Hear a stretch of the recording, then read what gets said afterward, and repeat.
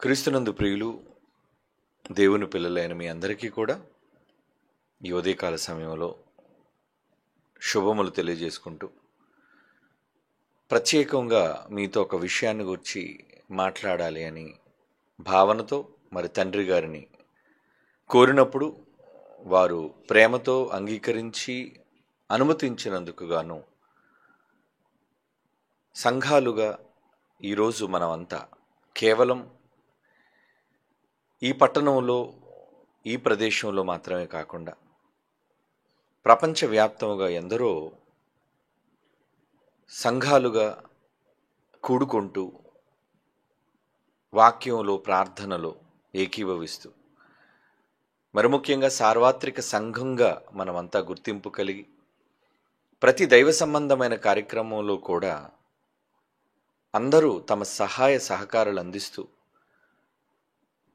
సంఘాలుగా మనం ఎలా వర్ధిల్లుతున్నామో అన్నది మనకు ముందు జరిగిన ప్రకటనలో ఎందరో ఆపదల్లోనూ, ఎందరో అవసరతల్లోనూ, ఎన్నో పరిచర్యల్లోనూ ఏ విధంగా తమ అమూల్యమైన కష్టార్జితాన్ని దాతలుగా వారు అందిస్తున్నారు అన్నది మనం విన్నప్పుడు అవే ప్రత్యక్ష సాక్ష్యాలుగా మనకు కనబడుతున్నాయి. వేరువేరు ప్రాంతాల నుంచి, వేరువేరు రాష్ట్రాలు, చివరికి దేశాల నుంచి కూడా దేవుని పరిచర్య నిమిత్తమై వాళ్ళు పాల్పడుతున్న, సహకరిస్తున్న విధానాన్ని బట్టి మనందరికీ క్రీస్తే శిరస్సుగా కలిగి మనం ఉన్నాము అని చెప్పుకోవటంలో అతిశయోక్తి లేదు. మరి ఈ ప్రత్యేకమైన ఈ మాటల్లో భవిష్యత్తులో మన ముందున్న ఒక గొప్ప ప్రణాళికను సంఘాలుగా మీ అందరితో పంచుకొని, మీ అందరి సహకారం కావాలి అనే సదుద్దేశంతో ఈరోజు మీ ప్రాంతాల్లో కూడుకుంటున్న మీరందరూ కూడా దీని విషయమై ఒక ప్రత్యేక శ్రద్ధ చూపేవారై ఉండాలని మొదటిగా మీకు తెలియజేస్తున్నాను. సంఘము అనగానే నిర్మాణాలు కావు అని మనకు తెలుసు. మనమే సంఘము అవయవాలుగా మనం అందరం ఉన్నాము.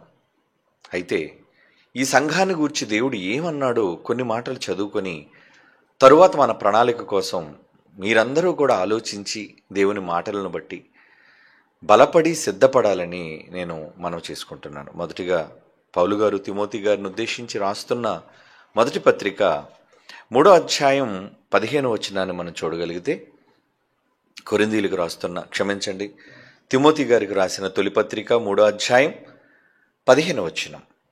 ఆయనను నేను ఆలస్యము చేసిన ఎడల దేవుని మందిరములో, అనగా జీవము కలిగిన దేవుని సంఘము, దేవుని మందిరం అన్నా జీవం కలిగిన దేవుని సంఘము అన్నా జనులు ఎలాగూ ప్రవర్తించవలెనో అంటున్నాడు. చూడండి, అనగా మనం జీవము కలిగిన దేవుని మందిరముగా ఉన్న మనం, జనులుగా కూడుకునే మనం ఎలాగూ ప్రవర్తన అంటే ఏ రకమైన ప్రవర్తన? ఇక్కడికి వచ్చి ముసుగు వేసుకొని కూర్చోవటం అనా, లేదంటే మోకరించి ప్రార్థించటం అనా, లేదా కన్నీటితో దేవునికి వేడుకోవటం అనా? ఏ ప్రవర్తన విషయంలో ఇక్కడ చెబుతున్నాడు?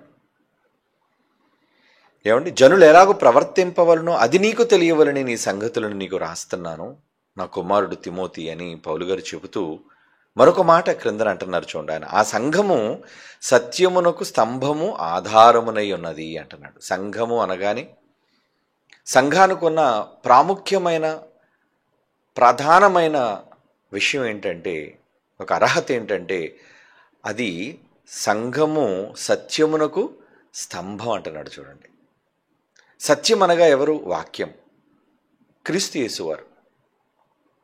వాక్యం అనగా నీ సత్యమే వాక్యం, లేదా నీ వాక్యమే సత్యం. యోహాను సువార్త 17వ అధ్యాయం 17వ వచనంలో మనం చాలాసార్లు చదువుకున్న మాట. అంటే సత్యం అనగా దేవుని మాటలే సత్యం. ఆ సత్యమే సంఘానికి స్తంభంగా ఉండాలి. మనకి స్తంభము అని దేన్ని ఎందుకు పోల్చాడు అంటే, ఒక భారీ నిర్మాణాన్ని దేనినైనా నిలబెట్టడానికి వాడేది స్తంభం. మూల స్తంభం అంటారు. ఈరోజు ఏ అపార్ట్మెంట్స్ చూడండి, ఏ హర్మ్యానాలు చూడండి, ప్రపంచ దేశాల్లో మరి 10 100లకు పైగా స్టెయిర్స్, అంతస్తులతో భవనాలు ఈరోజు బహుళ అంతస్తుల భవనాలు అంటారు. వాటిని నిర్మిస్తున్నారంటే వేటితో అనుకుంటున్నారు? స్తంభములు. కనుక స్తంభాలు అనగానే సర్వసాధారణంగా ఈరోజు ఆలయాల్లో కనిపించే సిమెంటు స్తంభాలు కావు. అవి కేవలం నిర్మాణాలను నిలబెట్టే స్తంభాలు. అయితే ఇక్కడ స్తంభాలు అనగానే మనల్ని ఉద్దేశించి చెబుతున్నాడు స్తంభాలు అని.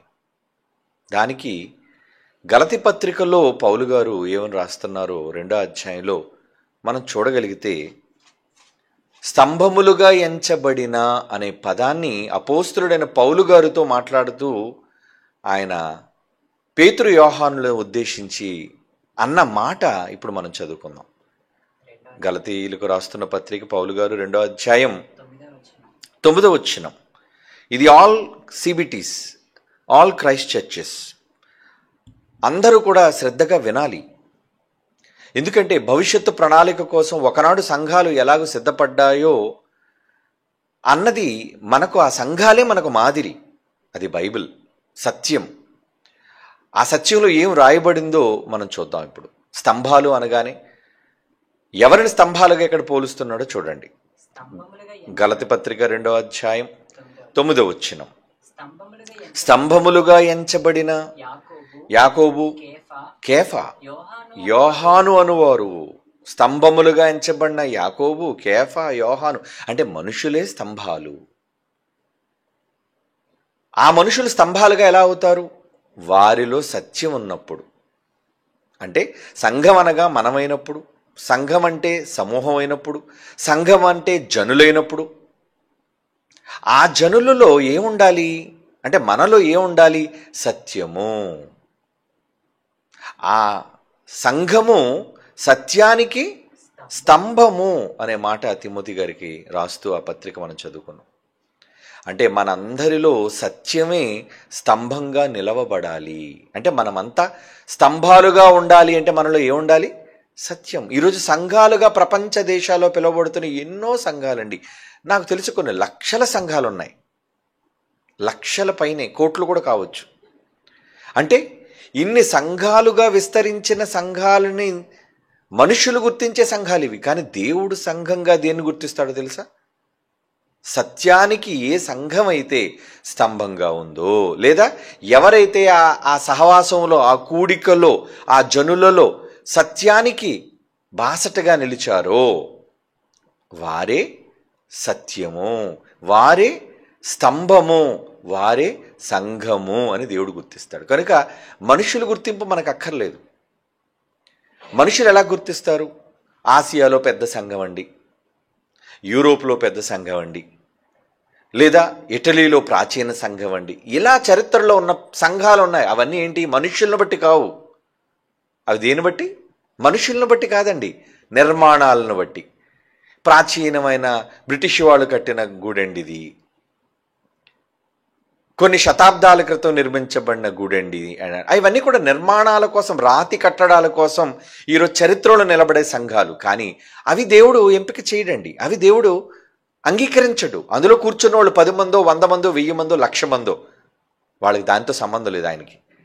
ఆయనకి సంఘము అనగానే ఎవరు సత్యానికి బాసటగా నిలిచారు, అది ఏ ప్రాంతంలో ఉంది, అది పల్లెటూరైనా, అది మహాపట్టణమైనా, ఎవరైతే సత్యానికి స్తంభాలుగా మారారో, అంటే ఎవరిలో అయితే సత్యము పునాది బలముగా ఉందో వారిని దేవుడు సంఘంగా అంగీకరిస్తాడని మర్చిపోకండి. ఇది సార్వత్రిక క్రీస్తు సంఘము. ఎందుకంటే జైశాలి గారి ద్వారా సర్వసత్యము ఈ శతాబ్దంలో మనం తెలుసుకోగలిగాము అంటే ఆయన చేసిన మరి అకుంఠితమైన దీక్షతో కూడిన ఒక పరిశోధన. ఈ సత్యాన్ని మనం తెలుసుకోగలుగుతున్నాం అంటే సంవత్సరాలు తరబడి ఆయన చదివి ఈ సత్యాన్ని వెలికి తీశారు. బైబిల్లో ఉన్నదే. కానీ శతాబ్దాలుగా మరుగున పడిపోయింది. ఏది సంఘమో తెలియదు, ఏది సత్యమో తెలియదు. అపార్థాలుగా ఈరోజు డెనామినేషన్ల పేరట వేల లక్షల సంఖ్యలో విస్తరించి తాము సంఘాలుగా పిలువబడుతున్నారే కానీ వారిలో సత్యం అనేది లోపించింది అన్నది మనం గుర్తించాలి. కనుక ఈరోజు మనం సార్వత్రిక క్రీస్తు సంఘాలం. ఎక్కడున్నా, మీరు ఆరిన నేల మీద ఎక్కడ ఉన్నా, ఈ మాటలు వింటున్నా, ఎక్కడ మీరు సహవాసంలో కూడుకున్నా, మీరు గుర్తించాల్సిన విషయం ఏంటో తెలుసా? మీరు సార్వత్రిక క్రీస్తు సంఘ సభ్యులు. ఆ సభ్యత్వం రావాలి అంటే మీలో ఏముండాలి? సత్యము. అది ప్రధానమైనది. అంటే వాక్యం, బైబిల్లో ఏదైతే దేవుడు రాశాడో, ఏదైతే చెయ్యమని చెప్పాడో అలా చెప్పేవాళ్ళు, అలా చేసేవాళ్ళు, వారు మాత్రమే స్తంభాలుగా, సత్యానికి స్తంభాలుగా, సంఘాలుగా నిలబడిన వాళ్ళు అని గుర్తించాలి. కనుక దీన్ని బట్టి ఈరోజు మనలో ఎంతమంది ఆ సత్యానికి స్తంభాలుగా మనం నిలబడ్డాము అన్నది మనం పరిశీలించుకోవాలి. కేవలం సత్య సంబంధమైన సంఘానికి వెళ్ళినంత మాత్రాన మనం సత్యంలో ఉన్నట్ట కాదు. మనం వెళ్ళటం మాత్రమే కాదు, ఆ సత్య ప్రకారంగా వాక్యము వినువారు దేవుని దృష్టికి నీతిమంతులనుందా? లేదు. వాక్యం వినువారు దేవుని దృష్టికి నీతిమంతులు కారు, కానీ వాక్య ప్రకారము ప్రవర్తించువారు అనే పదం యాకోబు పత్రికలో మనం చదువుకుందాం. ఒకసారి అది కూడా చూద్దాం. యాకోబు పత్రిక 1వ అధ్యాయం 22వ వచనం.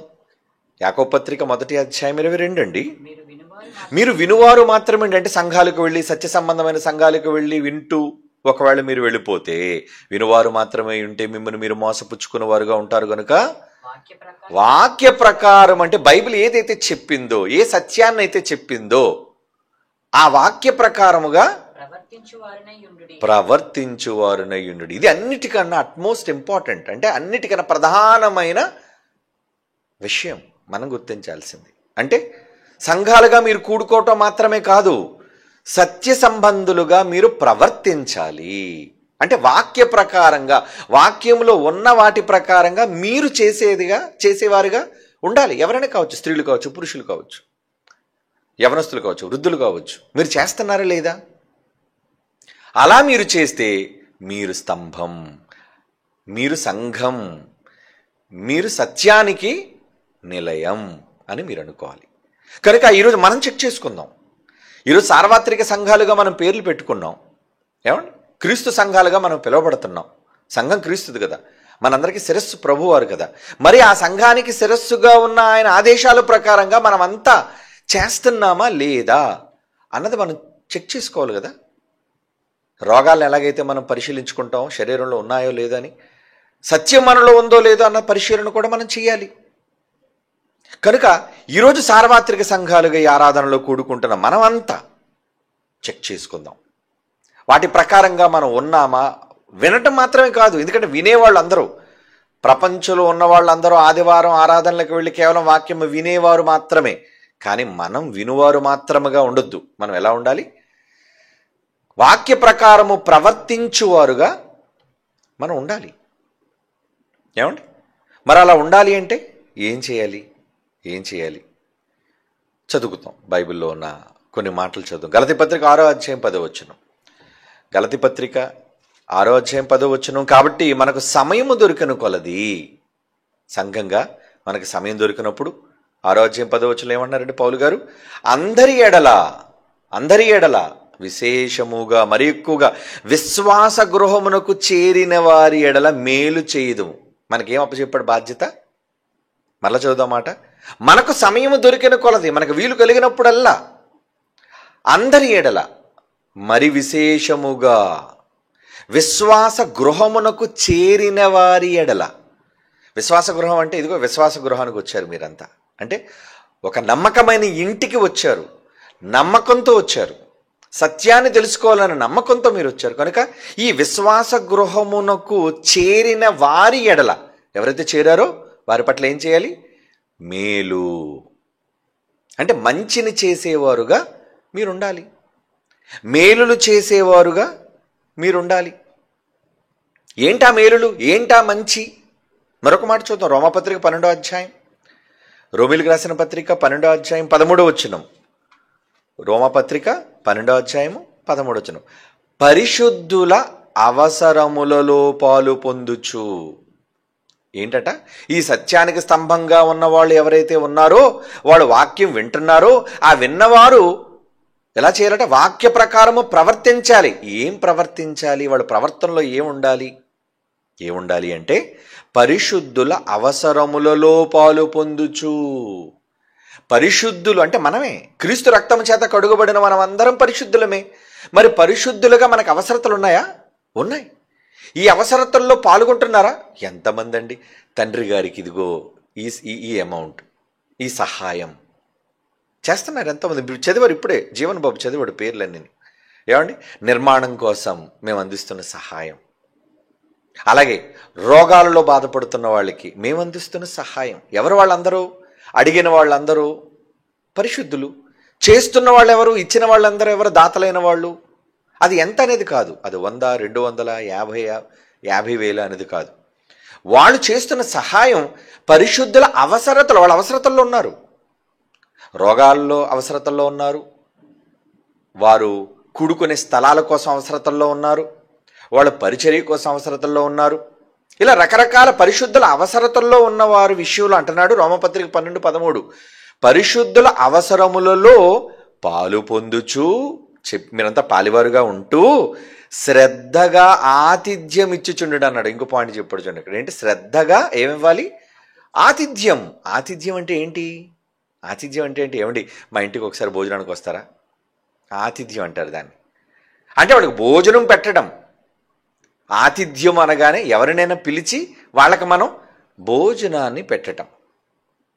ఈ భోజనం పెట్టడం అనేది కూడా చాలా ముఖ్యమైన విషయం సుమా. దాన్ని ఏది పక్కన తీసేయకండి, అది తక్కువ అని మీరు అనుకోకండి. ఆతిథ్యం ఇవ్వటం.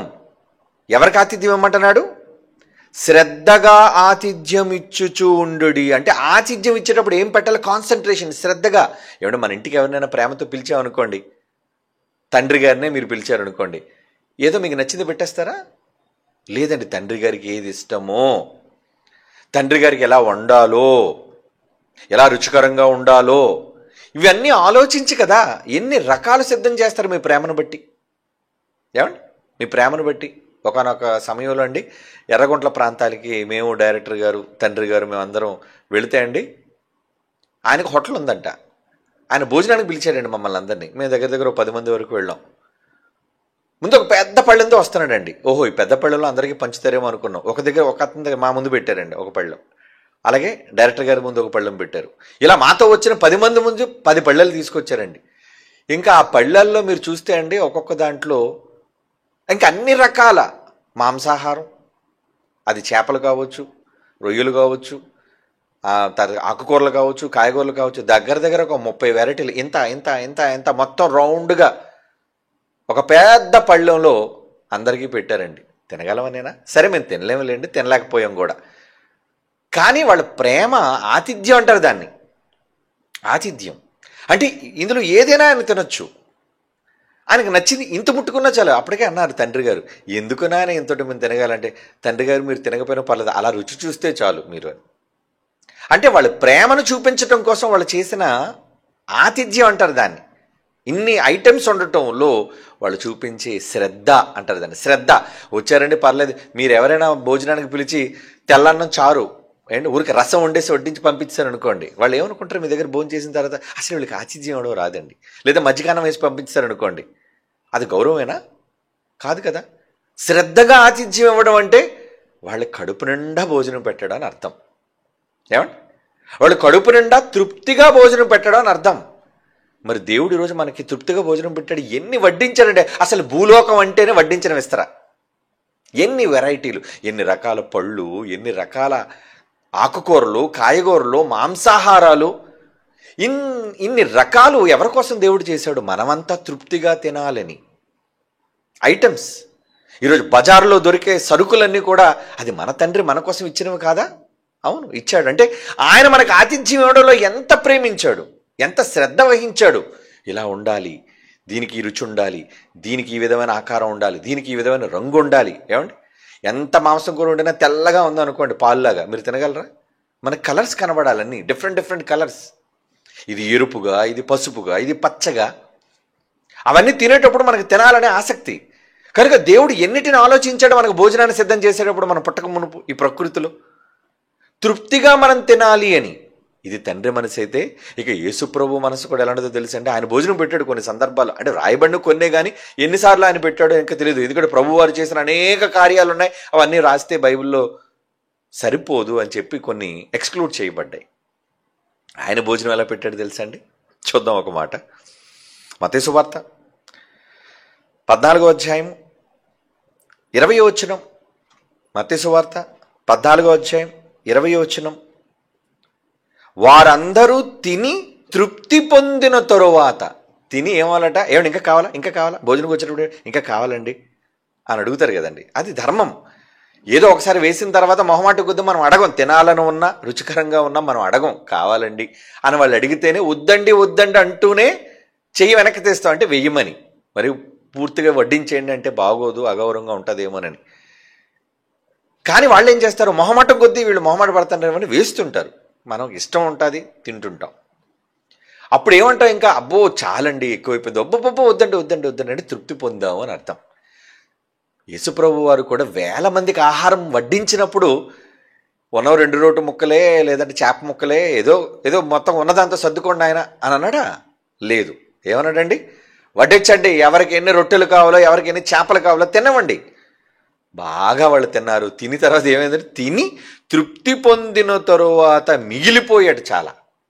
అంటే ఎప్పుడు మిగిలితే చెప్పండి, అందరూ కడుపు నిండా తిన్న తర్వాత కదా మిగులుతుంటుంది.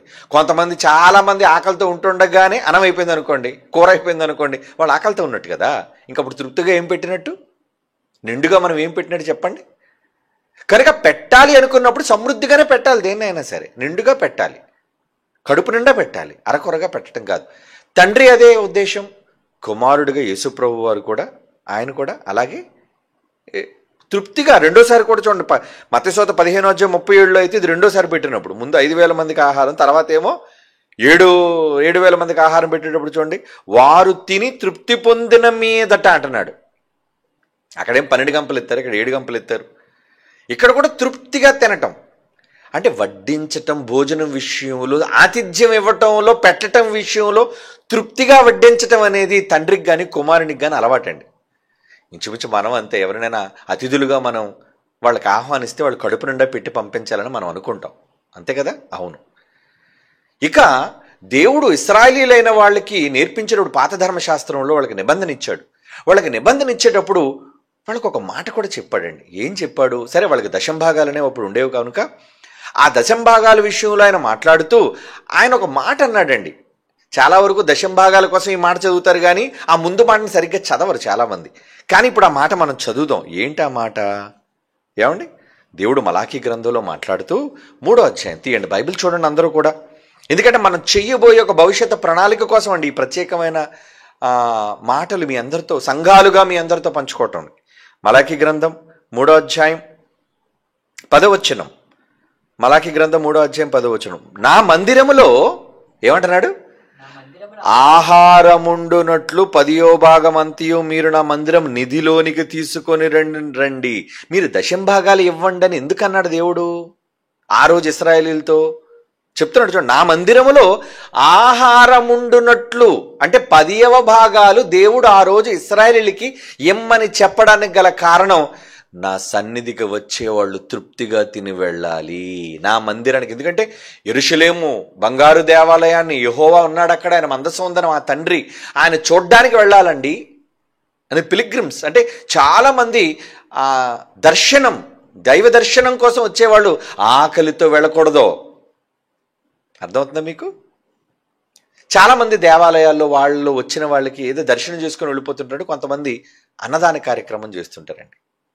అంటే వాళ్ళ మందిరానికి వచ్చిన వాళ్ళకి భోజనం పెడుతుంటారు. ఇక్కడ ఏమంటున్నాడు చూడండి, నా మందిరములో ఆహారం ఉండినట్లు 10వ భాగం అంతయు మీరు నా మందిరపు నిధిలోనికి తీసుకొని రండి. అంటే మీరు దశంభాగాలు ఎందుకు ఇస్తున్నారు, అవన్నీ నిధిలోనికి ఎందుకు వెళ్తున్నాయంటే ఆ నిధిలో డబ్బు విస్తారంగా ఉంటే ఆ ధనంతో మందిరానికి వచ్చిన వాళ్ళకి సంపూర్ణంగా ఆహారం మేము పెట్టాలి. ఇది దేవుడు ఉద్దేశం అండి. అంటే చివరికి తన దర్శనం కోసం వచ్చిన వాళ్ళకు కూడా భోజనం కడుపు నిండా పెట్టి పంపించాలి అనేది పరలోకపు తండ్రి ఆ రోజు ఇశ్రాయేలుకి పెట్టిన కట్టడది. వాళ్ళకి పెట్టాడు. దశంభాగాలు ఎందుకు ఇమ్మన్నాడంటే దశంభాగం మీద వీళ్ళు మనసు పెడుతున్నారు, కానీ ఎందుకు దశంభాగాలు ఇమ్మన్నాడని దానికోసం ఆలోచించడం మానేశారు. అంటే దశంభాగాలు సేవకులు తీసేసుకుంటున్నారు, ఇది మాది ఇది మాది ఇది మాది అని. నీ కోసం కాదు దశంభాగాలు ఇమ్మన్నది. ఎవరు చెప్పారండి? ఏ సేవకుడు చెప్తాడా దశంభాగాలు ఇస్తే అతని జోబులో పెట్టుకుంటాడు, కానీ దశంభాగాలు దేవుని కోసం ఖర్చు చేయాలని ఎంతమందికి తెలుసు? ఇది దశంభాగం సేవకుడిది యాజకుడిది అని అనుకుంటున్నారే కానీ ఆ యాజకుడు ఏం చేయాలో తెలుసా? దాన్ని అంతా కూడబెట్టి ఆహారము లోటు లేకుండా దేవుని మందిరములో లోటు అంటే నా మందిరములో ఆహారం ఉండునట్లు, ఆహారం కోసం మీరు డబ్బులు ఇవ్వండి, భోజనాల కోసం మీరు డబ్బులు ఇవ్వండి.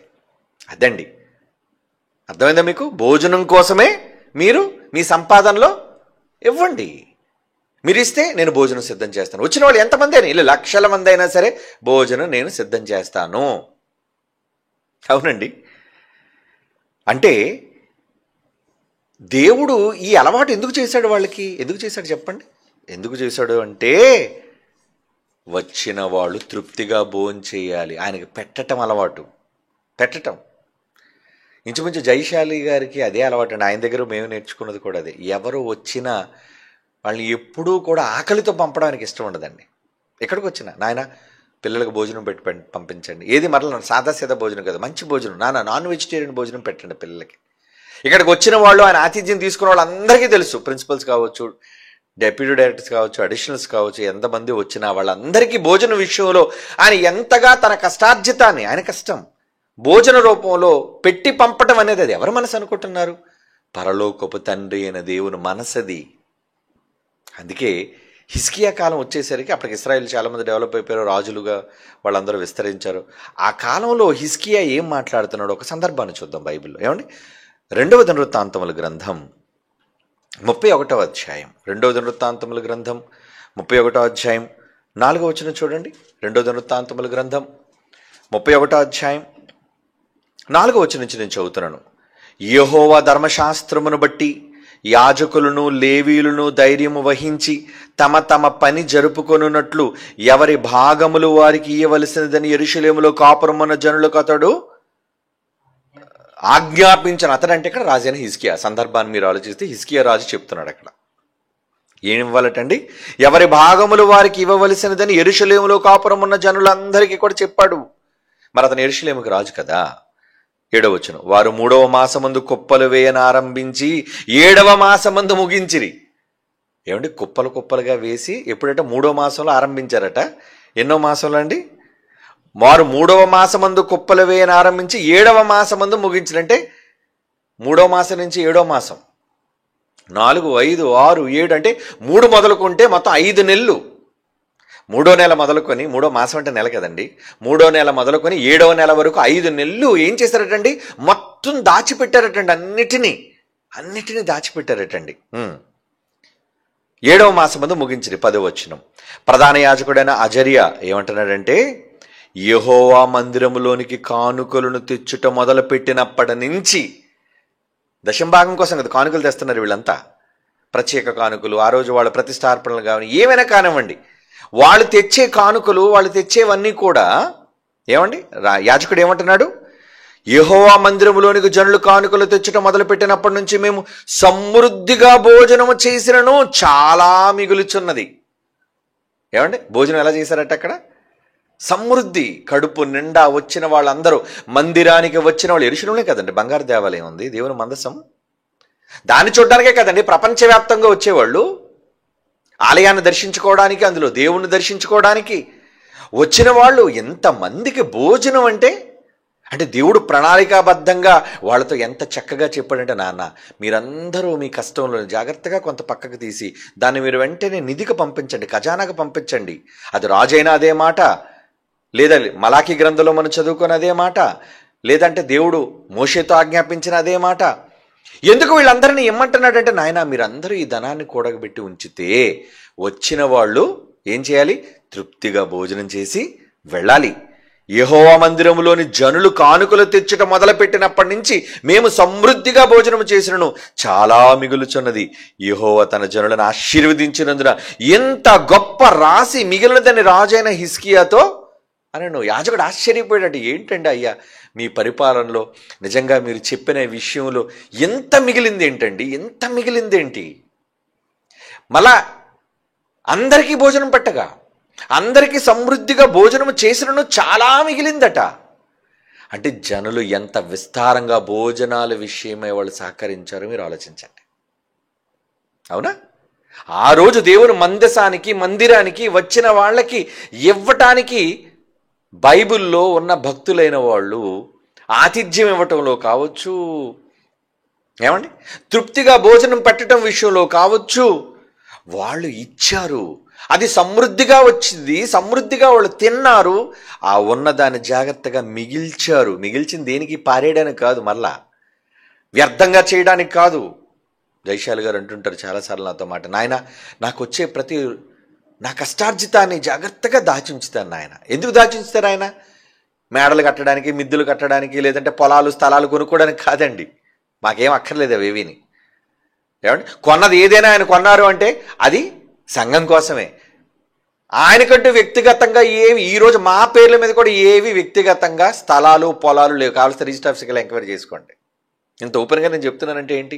ఎవరు చెప్పగలరు చెప్పండి? ఈరోజు సేవకులైనవారు మూడో కంటికి తెలియకుండా అక్కడ ఒక 2 ఎకరాలు, ఇక్కడ ఒక 5 ఎకరాలు, ఇక్కడ ఒక 3 ఎకరాలు, ఇక్కడ ఒక 500 గజాలు, ఇక్కడ ఒక ఇల్లు, అక్కడ ఒక ఇల్లు, ఎంతమంది కొనేసుకుంటున్నారు అలాగా? కానీ మా తండ్రి అది మాకు నేర్పించలేదు. లేదు, త్యాగం, కష్టం దేవుని కోసం ముందు చేయాలి. నాయన మీ పేర్ల మీద ఉన్న స్థలాలు కూడా దేవుని కోసం రాసియండి. అందుకే మోదవలసలో ఎన్ని ఎకరాలైనా సరే అన్నీ ఏం చేశారు? రాసేసాం దేవుడికి. మా పేరు మీద లేదు, అది దేవుని కోసం ఉండాలి. రేపొద్దున మరలా ఇంకొక 2 ఎకరాలు అవసరమైతే మనం కొన్నా అది దేవుని పేరు మీదే ఉంటుంది, వ్యక్తుల పేర్ల మీద కాదు. ఎందుకు? అమ్మేసుకోకూడదు. వ్యక్తుల పేర్ల మీద ఉంటే అమ్మేసుకుంటారు.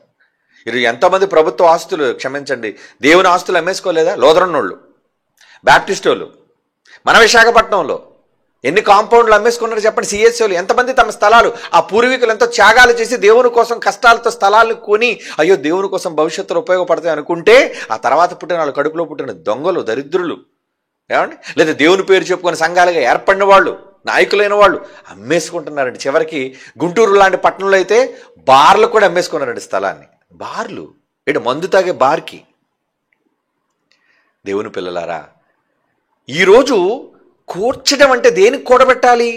నువ్వు బాగుపడ్డానుకో, నువ్వు కూడబెట్టుకోవడానికో, నువ్వు స్థలాలు కొనుక్కోవడానికి కాదు. దేవుని కొరకే కూర్చాలి.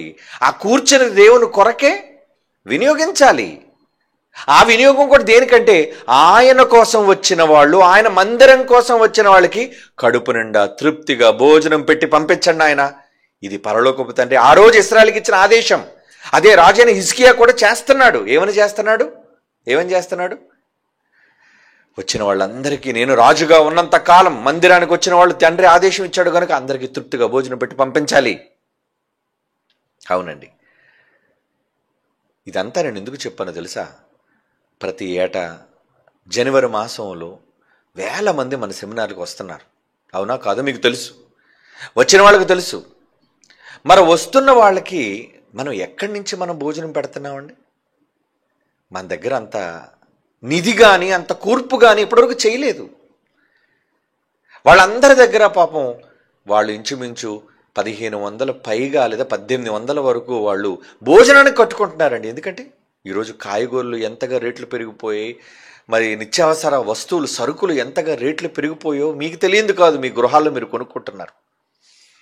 నెంబర్ 1 రైస్, నెంబర్ 1 ఆయిల్, ఇవన్నీ కొని ఏదో నాసిరకం మనం వాడేసి ఏదో వండిచ్చేసి ఏదో వడ్డిచ్చేసి పంపించేయాలని కాదు. చాలా డైరెక్టర్ గారు స్ట్రిక్ట్ ఇన్స్ట్రక్షన్స్ ఇస్తారు. చూడండి, పిల్లల భోజనం ఎక్కడ ఏమి తేడా రావడానికి వీల్లేదు, మంచి భోజనం పెట్టాలి. అవసరమైతే వాళ్ళకి నాన్ వెజిటేరియన్ కూడా పెట్టండి. ఏంటి ఇన్ని వేల మందికి నాన్ వెజిటేరియన్ వండి పెట్టడం అంటే?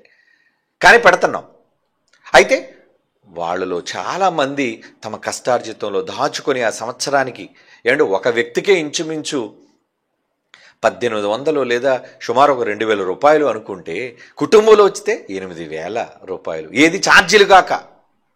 ఒక కుటుంబంలో 4 రావాలి అంటే సెమినార్కి వాళ్ళు ఛార్జీలు కాక, ఛార్జీలు ఎంత అవుతాయండి? అదొక ఇంచుమించు ఒక 4-5 వేల వరకు కావచ్చండి. రాను పోను ఇంకొక 6000 అంటే ఇంచుమించు ఒక కుటుంబం వచ్చి వెళ్ళాలంటే 15,000 రూపాయలు పైమాటే. ఎంత ఖర్చు. ఇంత ధనాన్ని త్యాగం చేసి వస్తున్నారు ఎప్పటివరకు అందరూ. కానీ చాలామంది ఆ డబ్బులు లేక, పాపం రాలేక, వచ్చి అందరితో కలిసి ఉండాలన్నా, నేర్చుకోవాలన్నా, సహవాసంలో కలిగి ఉండాలన్నా మీరు ఎందుకు రాలేకపోతున్నాడు? చాలామంది తమ కన్నీటిని మాకు తెలియజేశారండి. మాకు రావాలని ఉందా కానీ అన్నయ్య, మాకు నిజంగా సరైన ధనం లేదు, మేము అక్కడ కట్టుకోవడానికి ఫీజు మా దగ్గర లేదు, ప్రయాణం చేయడానికి ఖర్చులు మా దగ్గర లేవు, కనుక మాకు ఏమైనా భోజన సదుపాయం కల్పిస్తే మేము కుటుంబాలతో రావడానికి సిద్ధంగా ఉన్నాము. ఈ మాట అందరి నోట నుంచి అందరికీ, నాయకులైన వాళ్ళందరికీ వచ్చిందండి మాట. అందుకు మరి పోయిన సంవత్సరం ఈ ఆలోచన మాకు కలిగినప్పుడు సేకరణ, ఈ మాటల సేకరణ మా దగ్గరికి వచ్చినప్పుడు తండ్రి గారు కానీ, మేము కానీ, లేదంటే డిప్యూటీ డైరెక్టర్స్ కానీ, నాయకులుగా ఉన్నవాళ్ళు కానీ, మేమందరం ఆలోచించి నాయన ఎలాగైనా వీలైతే పిల్లలకి ఉచితంగా భోజనం పెట్టడానికి మనం ప్రయత్నం చేద్దాం. ఎందుకంటే ఉచితంగా భోజనం పెట్టడం అంటే చిన్న విషయం అండి. ఉచితంగా భోజనం పెట్టడం అంటే ఎంత కష్టం. వాళ్ళందరూ దేనికోసం వస్తున్నారు చెప్పండి? త్యాగాలు చేసి, కష్టాలు పడి, ఏమండి, సమస్యలు ఎదుర్కొని, చివరకు మొన్న మినీ సెమినార్లు అయితే భయంకరమైన ఎండ తీవ్రతలో కూడా ఎంతమంది వచ్చారండి. ఏంటి, ఛార్జీలు పెట్టుకొని, తమ భోజనాలకు డబ్బులు కట్టుకొని, ఎన్నో ఇబ్బందులు పడుతూ, వాళ్ళ భక్తి దేనికోసం రావాలి, ఎవరి కోసం వస్తున్నారు వాళ్ళంతా? ఏమండి, వాళ్ళేం పెళ్ళిళ్ళకి వెళ్ళటం లేదు కదా. వస్తున్న వాళ్ళందరూ కూడా కేవలం సత్యాన్ని నేర్చుకోవాలన్న ఆసక్తితో వేల మంది ప్రజలు వస్తున్నారు. చాలామంది రాలేకపోతున్నారు. అలా రాలేకపోవడానికి వాళ్ళ పేదరికం కారణం కదా. వాళ్ళ పేదరికం, అవును, ఎందరో మనలో పేదలైన వాళ్ళు ఉన్నారు. వాళ్ళు ఛార్జీలకు ఇబ్బంది పడుతున్నారు, లేదంటే వాళ్ళ భోజనానికి వాళ్ళు ఇబ్బంది పడుతున్నారు, కుటుంబం అంతా రావాలని మనసు ఉన్నారు, ఆయనని ఇబ్బందుల్లో వాళ్ళు ఉన్నారు. మరి అలాంటప్పుడు సంఘంగా మనం తెలిసినప్పుడు మనం ఏం చేయాలండి? మనం ఏం చేయాలి? మనం కూడా ఆలోచించాలి కదండి. మనం కూడా ఆలోచించాలి కదా. వారికి సహాయం చేయడానికి మనం ఆలోచించాలి కదా. మరి ఆలోచించడానికి ప్రణాళిక ఊరికనేంటే ఎలా? మనం వచ్చిన వాళ్ళకి ఉచిత భోజనం పెట్టాలి అని ఒక నిర్ణయానికి అయితే వచ్చేసామండి మేము. ఈ మాట విన్న వాళ్ళకి చాలామందికి సంతోషం కలగవచ్చు. అంటే నిజంగా వచ్చిన వాళ్ళకి ఉచిత భోజనమా? అవును, ఉచిత భోజనమే. ఎలా? అది సంఘాలుగా మనమందరం కలిసి ఆ రోజు దేవుడు కోరుకున్నట్లుగా ఆయన మందిరంలో వచ్చిన వాళ్ళకి తృప్తిగా కడుపు నిండా ఆహారం పెట్టి వాళ్ళకి దైవ దర్శనం ఆ రోజు వాళ్ళు కలిగించారు. ఈరోజు వాక్య దర్శనం అందరికీ కలగాలి అంటే తండ్రి గారిని చూడాలి, తండ్రి గారి మాటలు వినాలి, ఎన్నో సంగతులు మేము సెమినార్లకు వెళ్ళి నేర్చుకోవాలి అని అత్యాసక్తి కలిగిన ఎంతోమందికి మనం ఆయన సన్నిధికి రప్పించగలగాలి అంటే ఉచితమైన భోజనం మనం కూడా పెట్టాలి. పెట్టాలి అంటే ఇది ఏ ఒక్కరో తలుచుకుంటే అది కాదు కదా. సంఘాలన్నీ ఆలోచించాలి. ఇది కేవలం అక్కీపాలెంలో ఉన్న క్రైస్ట్ చర్చ్ ఆలోచిస్తే ఎలా సరిపోతుంది? హైదరాబాద్లోని క్రైస్ట్ చర్చెస్ ఆలోచించాలి, విజయవాడలోని క్రైస్ట్ చర్చెస్ ఆలోచించాలి, మహారాష్ట్రలోని క్రైస్ట్ చర్చెస్ ఆలోచించాలి, కర్ణాటకలోని క్రైస్ట్ చర్చెస్ ఆలోచించాలి. ఎంతమంది అయితే బైబిల్ విశ్వవిద్యాలయం ద్వారా క్రైస్ట్ చర్చెస్గా ఆరాధనల పేరిట కూడుకుంటున్నారో వారందరూ కూడా తమ తమ కష్టాన్ని పంచడానికి వాళ్ళు ఎన్ని మాసాలండి? 5 మాసాలుగా వాళ్ళు ప్రారంభించారట. ఇందా హిజ్కియా మనం చదువుకున్నప్పుడు 3వ మాసమందు కుప్పలు వేయన ఆరంభించినప్పుడు వాళ్ళది ఇప్పుడు ముగించారటండి 7వ మాసమందు ముగించారు. 5 నెలల్లో మొత్తం అంతా కూడా సిద్ధం చేశారు. ఏమండి, మరి ఈరోజు మనకి ఇది 8వ మాసం, ఆగస్టు నెల, సెప్టెంబర్, నవంబర్, డిసెంబర్, జనవరి, అంటే ఈ ఆగస్టు నుంచి కానీ ఒకవేళ మనం ప్రణాళికాబద్ధంగా మనం సిద్ధపడగలిగితే 5వ మాసమైన జనవరి మాసానికి వచ్చిన వాళ్ళకి భోజనం మనం కూడా ఉచితంగా పెట్టగలం. ఇన్ని సంఘాలుగా మనం ఉండి, ఏమండి, ఎలాగా మీరు ఖర్చులు పెట్టుకొని, ఎలాగా మీ సొంత ఛార్జీలతో, ఏమండి, ఒక పర్ హెడ్ ఎంత అని చెప్పి భోజనానికి సిద్ధపడుతున్నారే, ఇప్పుడు అంతేం కట్టవలసిన పని లేదు కదండి. అంటే అదంతా మిగిలే కదా.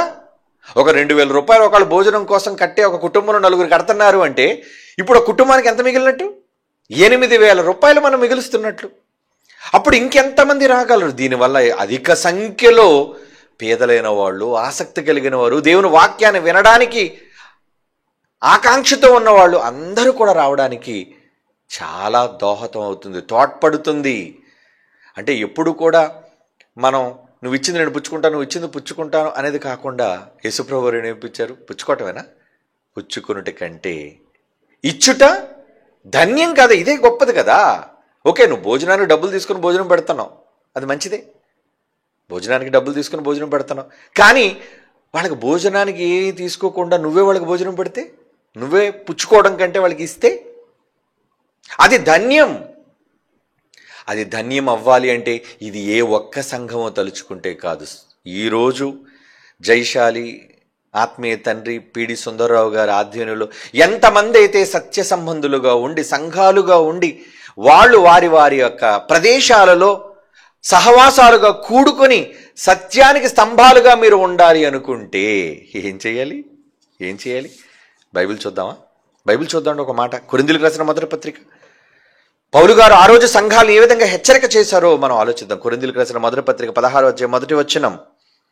కొరింథీయులకు రాసిన మొదటి పత్రిక 16వ అధ్యాయం మొదటి వచనం చదువుతున్నానండి. పరిశుద్ధుల కొరకైన చందా విషయమైతే, పరిశుద్ధుల కొరకైన చందా అంటే దేనికోసం అట?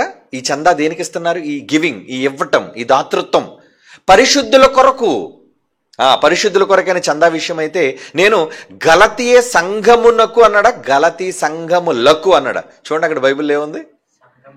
గలతీ సంఘములకు అంటే గలతీ ఎక్కడుంది అనుకున్నారు? ఆసియా ఖండంలో ఉంది. ఆసియా ఖండంలో అంటే ఇంచుమించు ఆసియా ఖండంలో ఆ రోజు ఎన్ని సంఘాలైతే ఉన్నాయో సంఘములన్నిటికీ పౌలు చెప్తున్నాడు. పౌలు సొంత మాట కాదండి, పరిశుద్ధాత్మ దేవుని ప్రేరణే కదా. పౌలు గారు రాసిన ఈ మాట వెనక ఆంతర్యం ఏంటి?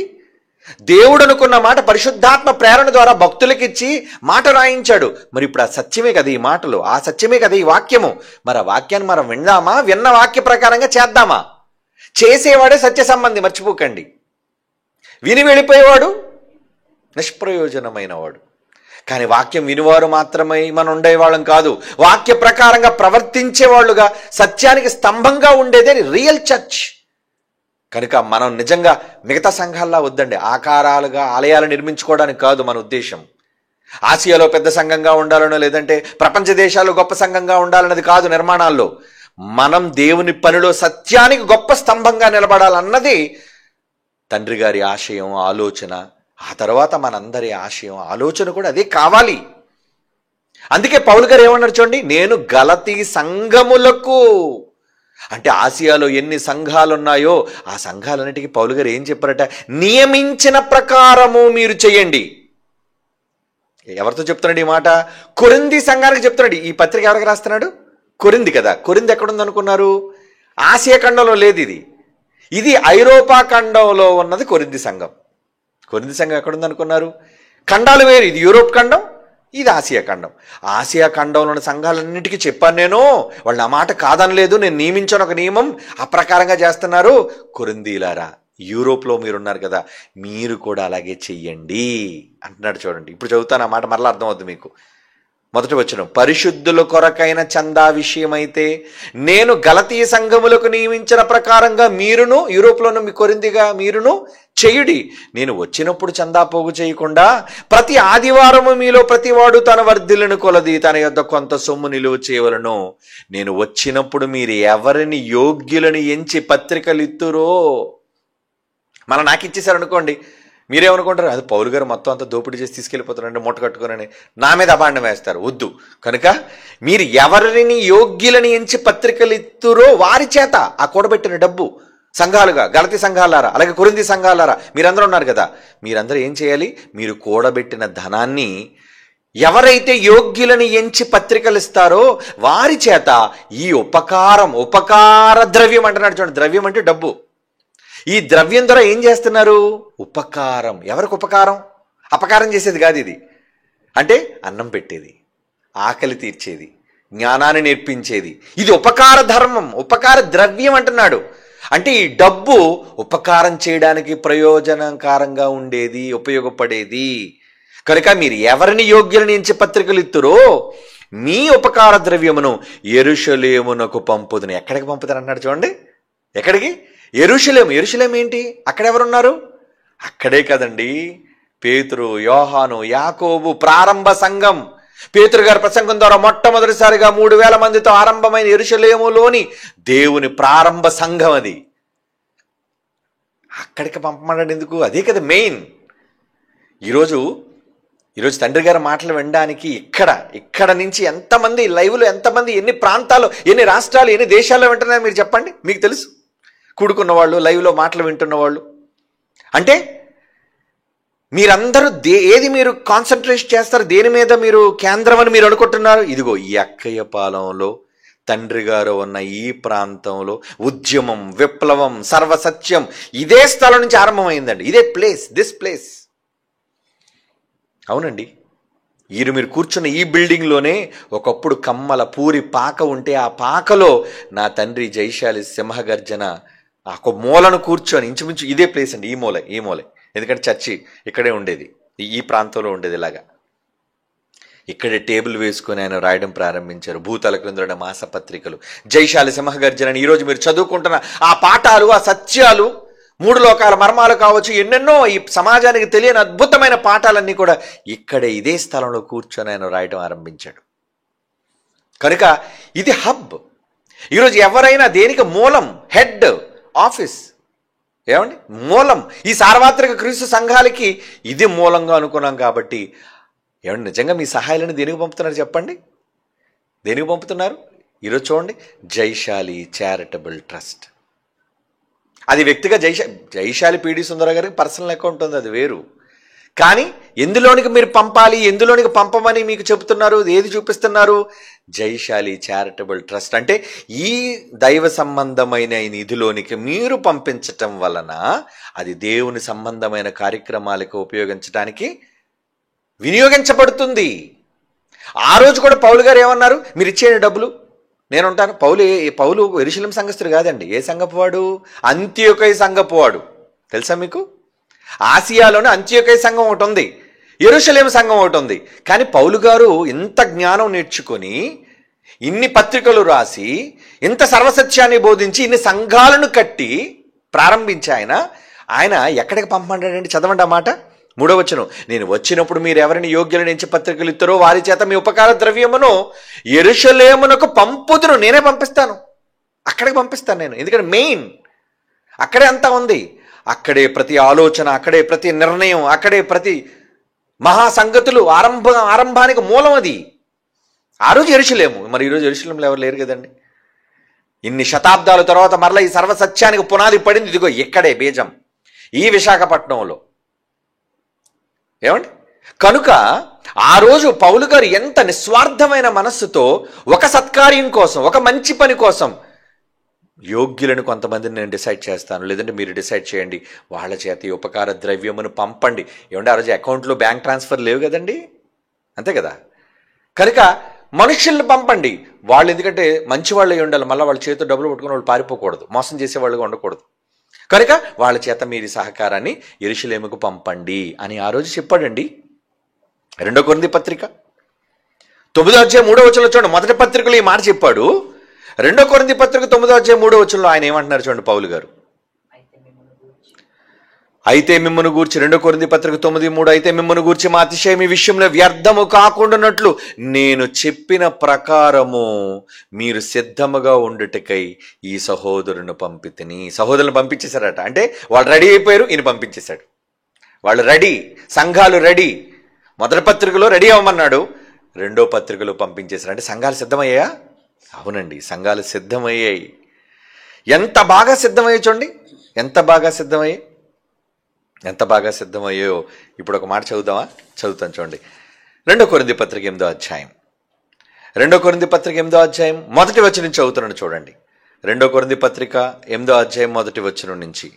సహోదరులారా, మాసిదోనియా సంఘములకు అనుగ్రహింపబడి ఉన్న దేవుని కృపను గూర్చి, ఇక్కడేమన్నాడు? సంఘము అంటున్నాడు, సంఘములు అంటున్నాడు చూడండి.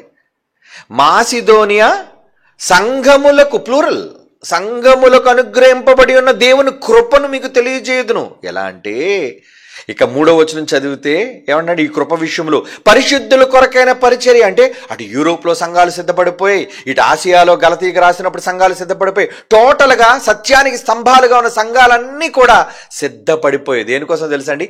పరిశుద్ధుల కొరకైన పరిచర్య. వాళ్ళ స్వలాభాల కోసం కాదు, సొంత ప్రయోజనాలు సుప్రయోజనాల కోసం కాదు. దేనికోసం అండి? పరిశుద్ధుల కొరకైన పరిచర్య, ఉపకార ధర్మం. దానికోసం ఏం చేశారటండి?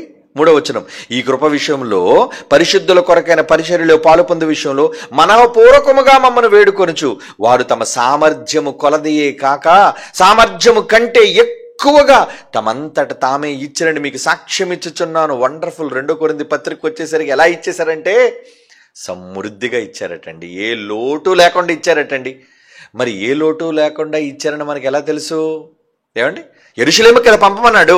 మరి యెరూషలేముకు పంపినప్పుడు యెరూషలేము వాళ్ళు ఏం చేశారో మనకు చూడాలి కదా. బైబిల్ యెరూషలేముకు పౌలు మిగతా సంఘాలన్నింటినీ పంపమన్నాడు. యూరోప్ సంఘాలు కానీ, ఆసియాలో సంఘాలు కానీ, ఎన్ని సంఘాలు ఉన్నాయో, నాయన మీరందరూ కూడా నమ్మకంగా డబ్బులు కూడబెట్టి ఆ కూడబెట్టి డబ్బులు అంతా కూడా మీరు నమ్మకమైన వాళ్ళతో పంపండి అన్నప్పుడు అదంతా యెరూషలేముకు వస్తే యెరూషలేము వాళ్ళు ఏం చేశారట? అపోస్తుల కార్యములు చూడండి. యెరూషలేములో ఏం జరిగింది? అపోస్తుల కార్యాలు 4వ అధ్యాయం 32. అపోస్తుల కార్యములు 4వ అధ్యాయం 32. విశ్వసించిన వారందరూ ఏక హృదయంతో ఏకాత్మీయ గలవారయుండిరి. ఎవడు తమ కలిగిన వాటిలో ఏది తనదని అనుకోలేదు. వారికి కలిగినదంతయు వారు సమృద్ధిగా ఉండను. భూములైనను ఎండ్లైనను కలిగిన వారు వాటిని అమ్మిన వాటి వెల తెచ్చి అపోస్తుల పాదములు ఏదో పెట్టుచూ వచ్చిరి. కంటిన్యూ, ఒకసారి పెట్టాడు కదా, పెట్టుచూ వచ్చిరి. అది జరుగుతూ ఉంది. వారు ప్రతి వానికి వాని అక్కర కొలది పంచి పెట్టిరు గనుక వారిలో ఎవరికి కొదువ లేదు. అంటే కొదువ లేకుండా సంతృప్తిగా సమృద్ధిగా వాళ్ళ ఆకలి తీర్చే ప్రయత్నం చేశారండి. ఎందుకంటే వాళ్ళు అన్నీ అమ్మేసుకొని, చరస్థరాస్తులు అమ్మేసుకొని పేదవాళ్ళుగా మారిపోయి సువార్త చేయడానికి, వ్యాపింప చేయడానికి వాళ్ళు నిరుపేదలుగా మారిపోయారు కనుక మిగిలిన సంఘాల వాళ్ళందరూ కూడా సామూహికంగా సపోర్ట్ చేశారండి. ఇది బైబిలులో సత్యం మనకు నేర్పించిన విధానం, పౌలు గారు మనకు నేర్పించిన విధానం. ఏమండి? ఇంకేమంటున్నాడు చూడండి. ఇంకో మాట చూద్దాం. 18వ వచనంలో అదే అధ్యాయం 2 కొరింథీ పత్రిక 8వ అధ్యాయం 18వ వచనం. మరియు సువార్త విషయములో సంఘాలన్నిటిలో ప్రసిద్ధి చెందిన సహోదరుని అతనితో కూడా పంపుచున్నాను. ఏమండి? ఎందుకంటే మన ప్రభువుకు మహిమ కలుగు నిమిత్తము, మా సిద్ధమైన మనస్సు కనుపరచు నిమిత్తము ఈ ఉపకార ద్రవ్యము విషయమై పరిచారకులమైన మాతో కూడా, అంటే ఉపకార ద్రవ్యం కోసం ఎన్ని సంఘాలు ఆ రోజు సిద్ధపడ్డాయి, ఎంత త్యాగాలు వాళ్ళు చేశారు. ఏమండి? ఎంతగా వాళ్ళు సిద్ధపడ్డారో చూడండి. ఇదంతా మనకి బైబిల్ మొదటి శతాబ్దపు క్రైస్తవ్యం ఈ సంఘాలకు, ఈ తరంలో ఉన్న మనకు నేర్పించిన పాఠాలు. మరి మనం ఏం చేయాలి? ఏమి నేర్పించింది? ఈ సత్యానికి ఒకవేళ మన స్తంభంగా ఉండాలి అనుకుంటే రోమపత్రిక 15వ అధ్యాయం 1వ వచనం చూడండి ప్రియులారా. రోమపత్రిక 15వ అధ్యాయం 1వ వచనం. కాగా బలవంతులమైన మనలను మనమే సంతోషపరుచుకొనక, మీలో చాలామంది వ్యాపారాలు చేసేవాళ్ళు ఉన్నారు, మీలో చాలామంది ఉద్యోగాలు చేసుకునే వాళ్ళు ఉన్నారు. ఏమండి? అందుకే దాతలుగా చాలా సందర్భాలు మీ కష్టార్జితాన్ని దేవునికి, సేవకులకి, పరిచర్యకి పంచుతూనే ఉన్నారు. Very good. ఏమండి? బలవంతులమైన మనలను మనమే సంతోషపరుచుకొనక బలహీనుల దౌర్బల్యమును భరించుటకు బద్ధులమై ఉన్నాము. సెమినార్కి వచ్చేవాళ్ళు ఎంతోమంది బలహీనులు ఉన్నారండి. వాళ్ళకి భోజనానికి డబ్బులు కట్టుకోవడానికి డబ్బులు లేకండి. మీకు ఒక వాస్తవమైన సంగతి చెప్పమంటారా? మొన్న సెమినార్లో కూడా శ్రీకాకుళం జిల్లా నుంచి 40 మంది వచ్చారండి. వాళ్ళు భోజనానికి డబ్బులు కట్టుకోవాలి. అవసరమైతే మాకే శ్రీకాకుళంలో ఉంటాడు, తర్వాత ఇంకా కొంతమంది మన పిల్లలందరూ ఉంటారు, వాళ్ళని అడగండి. యథార్థమైన సంఘటన నేను చెప్తున్నాను. ఎందుకంటే అబద్ధాలు మాట్లాడి అందరిలాంటి వాళ్ళం కాదు మనం, యథార్థవంతులం మనం. వాళ్ళు ఫీజు కట్టుకోవడానికి, భోజనం డబ్బులు కట్టుకోవడానికి ఇబ్బంది అయ్యి బయట, సెమినార్ బయట, మీలో కొంతమందికి తెలిసి ఉంటాడు, అది చూసిన వాళ్ళు, గమనించిన వాళ్ళు బళ్ళలో ఉంటూ, అంటే మన గదుల్లో ఉన్నారు, కానీ బళ్ళ దగ్గర బయటికి వెళ్ళి వాళ్ళు తెచ్చుకున్న కాస్త అన్నం వండుకొని, మనలా కూరలే కాదు కదా, కూర, చారు, రసం, సాంబారు, టిఫిన్లు ఏమి లేవు, వాళ్ళు కొన్న అంత అన్నంతో అంత చారన్నం వేసుకొని తిని సెమినార్ 5 రోజులు ఉన్నవాళ్ళు ఉన్నారండి. నిజంగా వాళ్ళు చూచినప్పుడు మా మనసు కరిగిపోయింది. అయ్యో ఎంత ఆసక్తి, ఫీజులు ఏమో వీళ్ళు కట్టుకోలేరు, వాళ్ళ బలహీనులు, వాళ్ళ నిజంగా కూలి పనులకి వెళ్ళేవాళ్ళండి, పేదవాళ్ళండి. వాళ్ళ బయట వాళ్ళ బళ్ళ దగ్గర, అంటే అద్దెకు తెచ్చుకున్న బళ్ళ దగ్గర చిన్న టెంట వేసుకొని అక్కడ వాళ్ళు వండుకుంటుంటే నిజంగా మా మనసు ఎంత కలిచివేయబడిందంటే, అయ్యో మనం ఎందుకు పెట్టలేకపోతున్నాం అనుకుంటే పెట్టలేమా? పెట్టగలం. ఏమండి, వాళ్ళు ఎంత కష్టపడి బయట కర్రలతోని పొల్లలతోని వండుకొని తిని మళ్ళీ క్లాసుల టైంకి వాళ్ళు పరిగెత్తుకొని లోపలికి వచ్చి కష్టపడి గిన్నెలతోమి పరిచర్య చేస్తే అలాంటి వాళ్ళకి భోజనం పెట్టడం అది నిజంగా మన కర్తవ్యం కాదంటారా? ఆలోచించండి. అలా త్యాగం చేసి వచ్చిన వాళ్ళు కొంతమంది అయితే పాపం రాలేని వాళ్ళు, వాక్యం కోసం ఎదురు చూసేవాళ్ళు ఎంతోమంది ఉన్నారండి, వేల మంది. కనుక బలవంతులం కదా మనం. ఏమంటే మనం ఎంతో కొంత ఒక రూపాయో ఒక 10 రూపాయలు మన దగ్గర ఉంది కదా, ఉన్నప్పుడు మనం ఏం చేయాలి? పేదవాడికి, లేనివాడికి పెట్టకూడదా? పెట్టాలి కదా. అదే అంటున్నాడు ఇక్కడ. సత్యం ఏమి నేర్పిస్తుంది మనకి సంఘానికి? అదే చదవండి, రోమపత్రిక 15:1. బలవంతులమైన మనము, డబ్బులో బలవంతం కావచ్చు, లేదంటే వేరే విషయాలు ఉద్యోగాల్లో బలవంతులం కావచ్చు, మనలో మనమే సంతోషపరుచుకొనక నీ భోజనం నువ్వు చేయటం కాదు. కొంతమంది ఎక్కడ వండుకున్నా బయటికి వెళ్ళి 5 స్టార్ హోటల్లో తినొచ్చేవాళ్ళు, లేదంటే అక్కడ పట్టుకుని బిర్యానీలు తినేవాళ్ళు. ఏమండి, నువ్వు తినే బిర్యానీ డబ్బులు బదులు ఆ పేదవాడికి కాస్త ఫీజు కడితే ఎలా ఉన్నావు? సరే, ఇంక ఫీజులు కట్టడాలు ఇవన్నీ ఎందుకు? అదే ఉచితంగా భోజనం పెడితే ఎంత అద్భుతమైన పరిచర్య అవుతుంది. ఇది ఏ ఒక్క సంఘం తలుచుకుంటే కాదు. ఆ రోజు ఆసియాలో ఉన్న సంఘాలు, యూరోప్లో ఉన్న సంఘాలు పౌలు ప్రేరేపించి, సత్యం పరిశుద్ధాత్మ దేవుడు వాళ్ళని ప్రేరణ కలిగించి, నాయన ఈ విధంగా చేసి యెరూషలేముకు పంపండి, అక్కడ ద్వారా సువార్త బహుగా విస్తరించాలి, దైవ కార్యక్రమాలు ఎన్నో జరగాలి అని ప్రణాళికను సిద్ధం చేసినప్పుడు బైబిల్లోని సందర్భాలు చదువుకున్న మనం ఈ శతాబ్దంలో, ఈ తరంలో మన దగ్గరున్న బలహీనులను మనం బలపరచకపోతే ఎందుకు చెప్పండి? మనం క్రైస్తవులుగా ఉండి మనకున్న దాంట్లో 10 మందికి ఆహారం పెట్టలేకపోతే ఎందుకు చెప్పండి? కనుక విశ్వాసంతో మేమైతే సిద్ధపడిపోయామండి. డైరెక్టర్ గారి దగ్గర చెప్పినప్పుడు, డాడీ ఇలా అనుకుంటున్నాం, మీరు ఏమంటారంటే, మంచిది నాయన, చేయండి నాయన, చేయండి.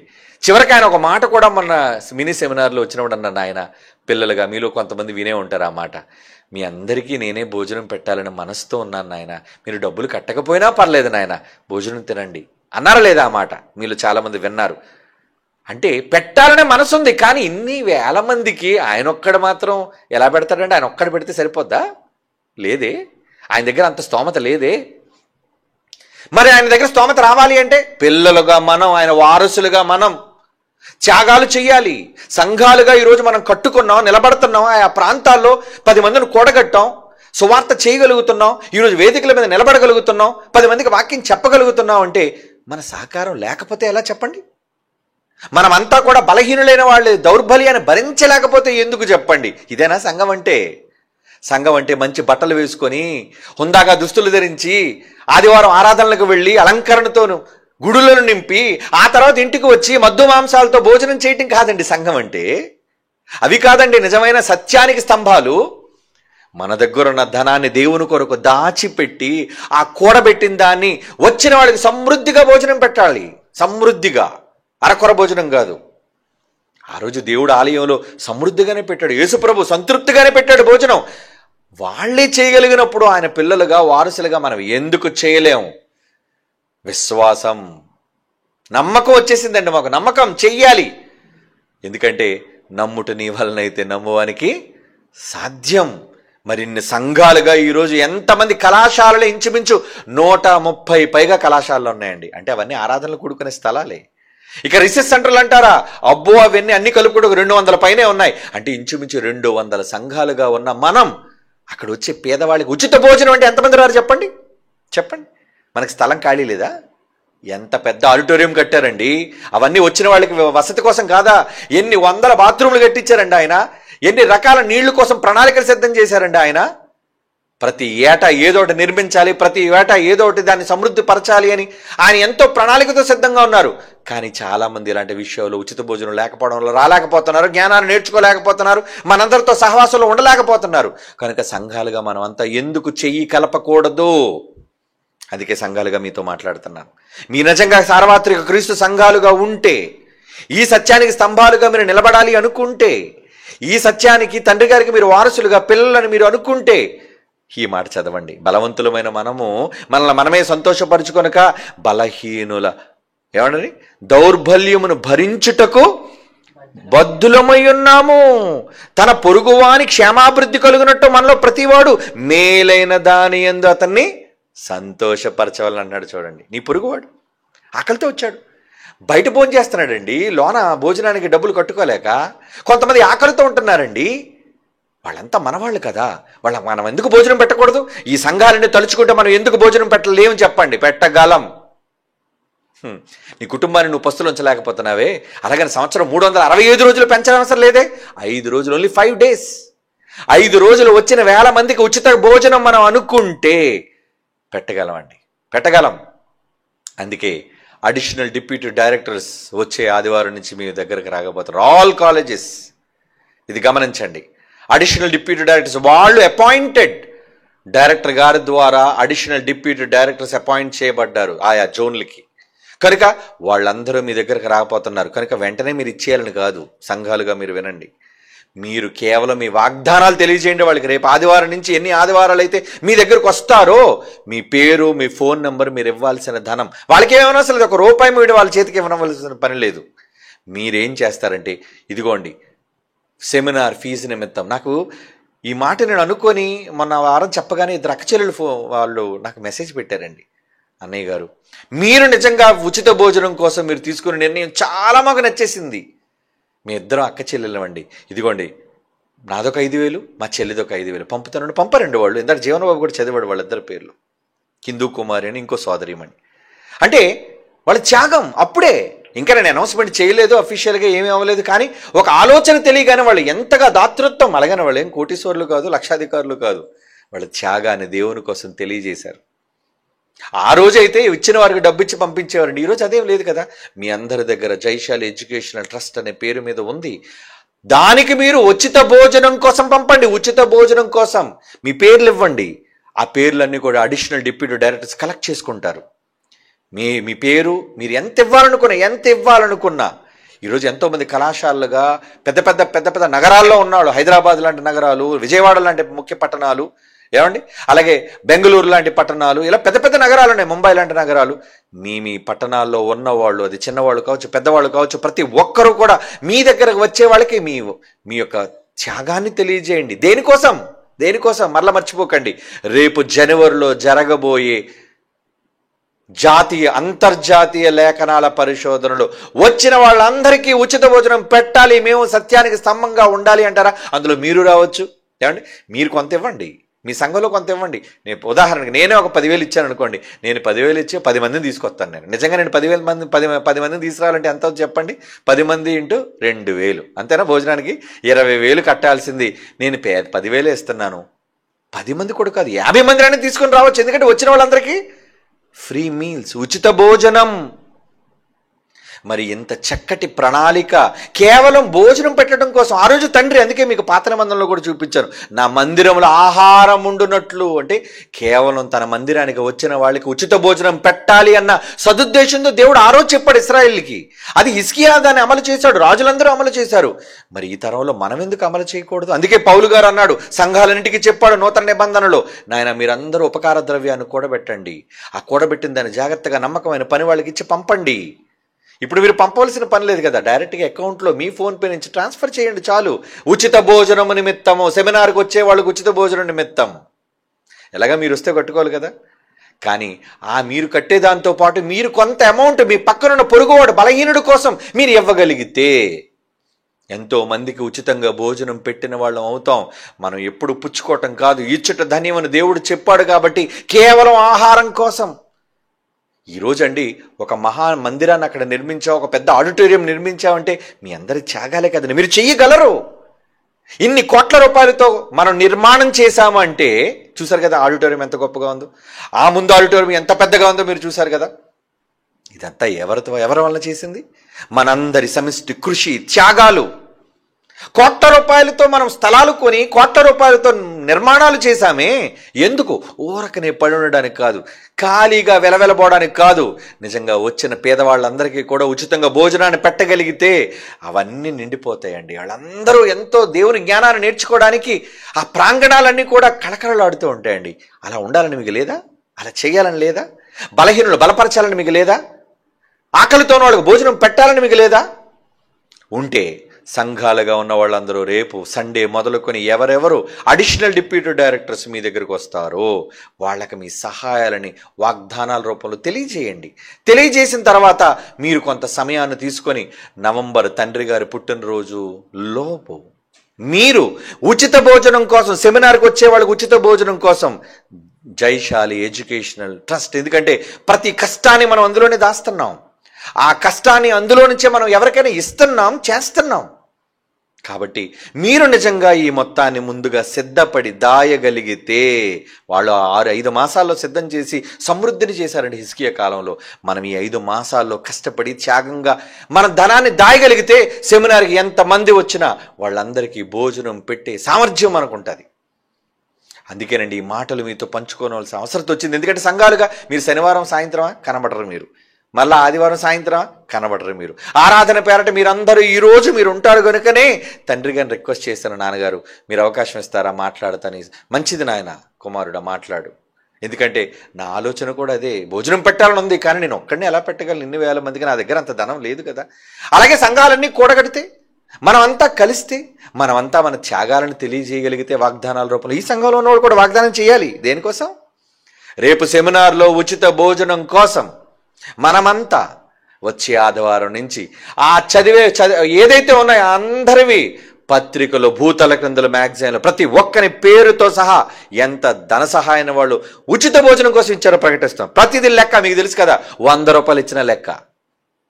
ఏమండి, ఎంత ఖచ్చితంగా అలాంటి విషయంలో ఈ సంఘం మనం ఉంటాం అనేది మీకు తెలుసు. ఎవరితో లెక్కలు చెప్పకుండా, మనం ఏమి చెప్పకుండా, ఏమీ చేయకుండా, ఏది మిగుల్చుకోవడానికి లేదు. అలా మిగుల్చుకునే వాళ్ళం అయితే ఎంత ధైర్యంగా మేము మాట్లాడమండి. మా అకౌంట్లు చెక్ చేసుకోండి, అవసరం అయితే రిజిస్టర్ ఆఫీస్కి వెళ్ళి చెక్ చేసుకోండి, మా పేరు కొడితే ఎవరెక్కడైనా భూములు ఉన్నాయో, స్థలాలు ఉన్నాయో వచ్చేస్తాయి, గ్యారంటీ. కాబట్టి దేవుని పిల్లలారా, మన కోసం ఉండాలి, దాచుకోవాలన్న మనస్సులు లేవు. మనం ఈరోజు ఈ సత్యానికి స్తంభంగా మనం ఉన్నాం కాబట్టి మొదటి శతాబ్దపు క్రైస్తవ సంఘాలు, ఆ రోజు క్రీస్తు సంఘములు అన్ని వందనాలు చెప్తున్నాయి కదా. మరి నిజంగా మనమంతా ఒకరితోనొకరు వందనాలు చెప్పుకునే వాళ్ళుగా ఉండాలి అంటే సంఘాలుగా మనమంతా కూడా ఉచిత భోజనం కోసం, పేదలకి అన్నం పెట్టడం కోసం అనేక మంది వచ్చి, వేల మంది వచ్చి దేవుని జ్ఞానాన్ని నేర్చుకోవడానికి మనమంతా కూడా త్యాగం చేయవలసిన వాళ్ళమై ఉన్నాం. అందుకే చివరిగా ఒక మాట చదువుకొని మనం ముగించుకుందాం ప్రియులారా. తిమోతి గారికి రాసిన మొదటి పత్రిక 6వ అధ్యాయం 18వ వచనం. తిమోతి గారికి రాస్తున్న మొదటి పత్రిక 6వ అధ్యాయం 18వ వచనం. వారు వాస్తవమైన జీవమును సంపాదించుకొనుటకు, ఇదంతా ఈ త్యాగాలు, ఈ కష్టాలు దేనికో తెలుసండి, ఒక రాబోయే లోకం ఉంది, ఆ లోకంలో నిజమైన జీవం ఉంది, జీవితం ఉంది. ఆ వాస్తవమైన జీవమును సంపాదించుకునే నిమిత్తము రాబో కాలమున ఒక మంచి పునాది తమ కొరకు వేసుకొనుటకు మేలు చేయువారు. ఈ మేలు మనం చేద్దాం, బలహీనులైన పేదవాళ్ళ కోసం మనం చేద్దాం. మేలు చేయువారును, సత్క్రియలను, ధర్మ గలవారును, ఔదార్యము గలవారు. ఔదార్యం అంటే ఏంటి తెలుసండి? సహాయపడ్డం, ఇవ్వటం. ఔదార్యము గలవారును తమ ధనములో ఇతరులకు పాలిచ్చువారునై ఉండవలెను. తమ ధనములో ఇతరులకు పాలిద్దాం. ఈరోజు ఎంతమంది అండి సహాయపడుతున్నారు? నేను రోగంతో ఉన్నాను, ఇబ్బందుల్లో ఉన్నానంటే ఎంతమంది తమ ధనములో ఇతరులకు పాలిచ్చేవారుగా ఉన్నారు? ఆ పేర్లన్నీ చదువుతున్నాం కదా ప్రకటనలో మనం. అలాంటి సంఘం, సత్యానికి స్తంభం మనం. బైబిల్లో రాయబడినట్లుగా వాక్యం వినేవాళ్ళం కాదు మనం. వాక్యంలో ఇలా ఉందని, ఆయన ఇలా చేయాలని దేవుడు చెబితే అలా చేసేవాళ్ళుగా ఉన్నవాళ్ళం మనం. కనుక నిజంగా దేవుడు మెచ్చే యథార్థవంతులైన క్రైస్తవులుగా ఉందాం. ఆయన మెప్పు కావాలి కదండి, మనుషుల మెప్పు మనకు అక్కర్లేదు. అందులో యేసుప్రభు వారు కుడి చేతి వైపు ఉన్న వారిని చూసి ఒక మాట అన్నాడు ఆయన, నా తండ్రి చేత ఆశీర్వదింపబడిన వారులారా, మీ కొరకు సిద్ధపరచబడిన ఆ మహాలోకాన్ని మీరు స్వతంత్రించుకోండి. ఎందుకు ప్రభువా అనంటే, మీరు నేను ఆకలిగా ఉన్నాను, నాకు భోజనం పెట్టారనే పదంతోనే ప్రారంభించాడు చూడండి ఆయన. నేను ఆకలిగా ఉంటేనే మీరు నాకు భోజనం పెట్టితిరి అంటే, ఆకలిగా ఉండడం ఏంటి, భోజనం పెట్టడం ఏంటి అంటే, ఎంతోమంది పాపం ఆకలితో దేవుని సేవ కోసం వస్తుంటే, సెమినార్కి ఇంతమంది వస్తుంటే, వాళ్ళు చాలామంది ఇబ్బందులతో, సమస్యలు, ఆర్థికపరమైన సమస్యలతో వాళ్ళు వెనకడుగు వేస్తుంటే, అలాంటి వాళ్ళందరినీ పిలిచి మీరు అంత అన్నం పెడితే, ఆకలితో ఉన్న వాళ్ళకి భోజనం పెడితే, అందుకే యేసుప్రభు వారు అన్నారు, నేను ఆకలిగా ఉంటేనే మీరు నాకు అన్నం పెట్టారు కనుక పరలోక రాజ్యాన్ని స్వతంత్రించుకోండి. కనుక మనం కూడా సంఘాలుగా భోజనాలు పెట్టేవాళ్ళుగా ఉందాం. ఇదే నా అభ్యర్థన, నా విజ్ఞాపన మీ అందరి విషయంలో. ఏమండి, అందరిలా లోకంలో డబ్బును దాచుకునే మూర్ఖులం కాదు మనం. ఏదో సంఘాల ద్వారా డబ్బులు అడుగుతున్నారండి, ఈ పనికిరాని చెత్త మాటలు, పనికిరాని వాళ్ళు మాట్లాడుతుంటారు. వాళ్ళ మాటలు పట్టించుకోకండి. ఎందుకంటే ప్రతి దానికి దేవుని దగ్గర ఒక లెక్క ఉంది. ఏంటా లెక్క? మనం ఎవరికి ఖర్చు చేస్తున్నాం, ఎవరికి ఇస్తున్నాం, ఎంత వస్తుంది, ఎంత చేస్తున్నాం దేవుడు అడగడా? మీరు చెప్పే మాటకే దేవుడు లెక్క అడుగుతున్నాడు. ప్రతి మాటకి సమాధానం చెప్పాలి నాకు అన్నాడు. ఆఫ్టర్ ఆల్ మాట, గాలిలో విడిచిపెట్టే మాటకే దేవుడి దగ్గర లెక్క ఉన్నప్పుడు మనం దేవుని కోసం చేస్తున్న ఈ పరిచర్య, ధర్మాలు, ఉపకార ధర్మాల విషయంలో లెక్క ఉండదు అనుకున్నారా? ఉండాలి అంటే వాస్తవమైన జీవాన్ని సంపాదించుకోవడానికి ఏమన్నాడు? మన ధనంలో ఇతరులకు పాలిచ్చేవారుగా ఉందాం, మన కష్టంలో ఇతరులకు సహాయపడేవాళ్ళుగా ఉందాం, ఆకలితో ఉన్న వాళ్ళకు భోజనం పెట్టేవాళ్ళుగా ఉందాం. దాని ద్వారా 2026 సెమినార్ ఎంత అద్భుతంగా జరగబోతుందో అన్నది సంఘాలుగా మీ అందరూ ఆలోచించండి ప్రియులారా. ఎందుకంటే మీలో సత్యం ఉంటే, మీరు సత్యానికి స్తంభంగా మీరు ఉంటే, మీరు బలంగా మీరు ఉంటే, ఖచ్చితంగా సంఘాలుగా మనమంతా కలిస్తే సెమినార్కి ఉచితమైన భోజనాన్ని మనం పెట్టుకోగలం. వచ్చిన వాళ్ళకి మంచి ఆహారాన్ని మనం సిద్ధం చేసి అంతకంటే విలువైన సమృద్ధిగా దేవుని యొక్క అపారమైన జ్ఞానాన్ని వాళ్ళకి నేర్పించి మన ఈ సమాజంలోనికి పంపగలమండి. ఏమండి, ఈరోజు సంఘాలు పెట్టుకున్న వాళ్ళు, ఈరోజు బయటికి వెళ్ళి పరిచయం చేస్తున్న వారందరూ ఆ సెమినార్లకు వచ్చిన వాళ్ళని మర్చిపోకండి. 40 ఎన్నో జాతీయ సదస్సు నాన్న ఇది రేపు జరగబోయేది? 40 41 అనుకుంటా. అంటే ఇప్పటికి ఇంచుమించు జైశాలు గారి విప్లవాన్ని ఆరంభించిన తర్వాత 40 సంవత్సరాలు. ఏమండి, 40వ జాతీయ సదస్సు, 41వ జాతీయ సదస్సు మనం ఏంటంటే 40 సెమినార్లు మనం పెట్టామంటే ఈ సెమినార్లకు వచ్చిన ఎంతో మంది దైవ సేవకులుగా మారారండి, ఎంతో మంది బలపడ్డారండి, ఎంతో మంది నాయకులుగా మారారండి. ఈరోజు అడిషనల్ డిప్యూటీ డైరెక్టర్గా ఉన్నవాళ్ళు, డిప్యూటీ డైరెక్టర్గా ఉన్నారు, ప్రిన్సిపల్స్గా ఉన్నారు. అడగండి వాళ్ళందరినీ. ఒకప్పుడు పెట్టిన ఎప్పుడో సెమినార్లు, గుంటూరులో జరిగే సెమినార్కి, విశాఖపట్నంలో జరిగిన శ్రీనివాస కళ్యాణ మండపంలో జరిగిన సెమినార్కి, నిడదవోల్లో జరిగిన సెమినార్కి, ఏమండి ఎన్నో సెమినార్లకు వచ్చి దేవుని జ్ఞానాన్ని నేర్చుకునే కదండి గొప్పవాళ్ళు అయ్యారు, సత్యాన్ని తెలుసుకున్నారు. ఏమండి, ఇలాంటి సెమినార్లకు మనం ఇంకా భవిష్యత్తులో ఎన్నో పెట్టాలి అంటే ఎక్కువ మంది రావాలి అంటే ఉచితంగా మనం ఆహారాన్ని సమృద్ధిగా వాళ్ళకి పెట్టగలగాలి. పెట్టగలమా? పెట్టగలం. మీరనుకుంటే, మీరందరూ సహకరిస్తే. ఆ రోజు ఆసియా సంఘాలు, యూరోప్ సంఘాలు పౌలు గారికి ఎలాగైతే సహకరించారో మీరు కూడా సహకరించండి. మీకు కలిగినది. ఏమండి, ఈ వారం నేను 10,000 ఇవ్వగలిగాను, వచ్చే వారం 2,000 ఇస్తానండి, ఆ పై వారం నేను 3,000 ఇస్తానండి, లేదంటే 300 ఇస్తానండి. ఇలా మీరు అప్పటి వరకు మీ వాగ్దానాలు వారికి తెలియజేసి, మీరు మాకేమీ ఇవ్వనవసరం లేదు, వ్యక్తులకి డైరెక్ట్గా మీరేమి ఇవ్వనవసరం లేదు. మీరు సంఘంగా కూడుకుని ఆ సంఘంలో కలిగిన అమౌంట్ అంతా డైరెక్ట్గా సంఘానికి సంబంధించిన ట్రస్ట్కి ఒకవేళ మీరు పంపగలిగితే వచ్చిన వాళ్ళందరికీ ఉచిత భోజనం అనేది మనం ప్రారంభించడానికి ఒక గొప్ప సదవకాశంగా దేవుడు మనందరికీ ఇవ్వబోతున్నాడు. అలా చేస్తే ఆశీర్వాదం మనకి, మన కుటుంబాలకి, మన పిల్లలకి, మన పిల్లలకు కూడా ఉంటుంది. ఇది కావాలా? అలాంటి దీవెనలు మనకి కావాలండి. మనకు అటువంటి దీవెనలే కావాలి. కనుక అలాంటి దీవెనలు పొందే నిజమైన సత్యానికి స్తంభమైన సంఘాలుగా మీరందరూ కూడా మారాలని హృదయపూర్వకంగా మిమ్మల్ని కోరుకుంటూ, మరి దేవుడు మిమ్మల్ని అందరినీ ఈ విషయంలో ప్రేరేపించి ప్రోత్సహించి రాబోయే జాతీయ సదస్సులో మనం అనుకున్న కార్యక్రమాన్ని సాధించేవాళ్ళుగా మనం ఉండాలని వేడుకుందాం. కళ్ళు మూసుకోండి, ప్రార్థన చేసుకుందాం. పరిశుద్ధుడైన తండ్రి దేవా, మీ అమూల్యమైన కృపను బట్టి మేమందరం కూడా తండ్రి ఒక నిర్ణయానికి ఈ సార్వత్రిక క్రీస్తు సంఘాలుగా మేము సిద్ధపడ్డాం తండ్రి. వచ్చే ఆదివారం నుంచి ఎంతోమంది సిద్ధపడబోతున్నారు. ఉచితంగా భోజనాలు వచ్చిన వాళ్ళకి, మీ పేరట వచ్చిన వాళ్ళకి భోజనం ఇవ్వడానికి తండ్రి. మీ పేరట వచ్చిన వాళ్ళకి గిన్నెడు చన్నీళ్ళు ఇస్తేనే వాళ్ళు ప్రతిఫలం పొందుతారని మీరు మాటిచ్చారు తండ్రి. అలాంటిది భోజనమే 5 రోజులు మేము పెట్టగలుగుతా ఉంటే తండ్రి, మీరు ఎంతగా మమ్మల్ని దీవించబోతున్నారో అది మాకు తెలుసు. కనుక మేము అనుకున్న ఈ మహా కార్యక్రమాన్ని సాధించుటకు తండ్రిగా మీరే మమ్మల్ని బలపరిచి ముందుకు నడిపించవలసిందిగా మిక్కిలి వినయంతో మా విజ్ఞాపనలన్నిటిని మీ సన్నిధిలో పెడుతూ క్రీస్తు యేసు వారి పరిశుద్ధమైన నామములో ప్రార్థన మీకు సమర్పించి వేడుకొనుచున్నాము తండ్రి. ఆమెన్.